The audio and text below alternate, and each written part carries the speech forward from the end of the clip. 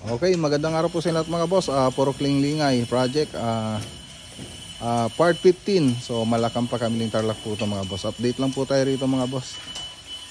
Okay, so halos na skin putan na po lahat. Tapos dito nilagay na po yung drywall dito sa may ayan, dito sa may side. Tapos dito sa kisame. So nakapag-framing na po tayo diyan, yung PVC ceiling na lang po yung kulang dito. Tapos naglalagay na rin po tayo ng mga grills. Ayan o. Okay na. So libutin nga natin.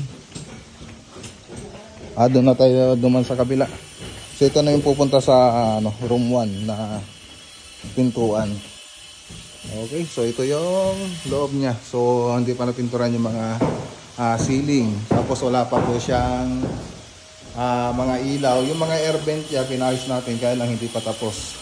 Hindi pa tapos yung mga air vent niya. So dito hindi pa nilagay yung air vent pati dito sa kusina. So naano na po natin yan. Sinek po natin kanina. So babalikan po natin yan. So ito pwede na rin umpisa nito. Kailangan na lang nilang bilhin yung mga appliances para sa kitchen. Para doon natin ibabase yung modular kitchen cabinet natin. Okay, so ito na yung dirty kitchen. Padaan niya. Okay, thank you. So yan yung mga grills na ilagay na po. So yan lang po yung update dito sa Puro Lingay project. Magandang araw po sa inyo lahat at God bless.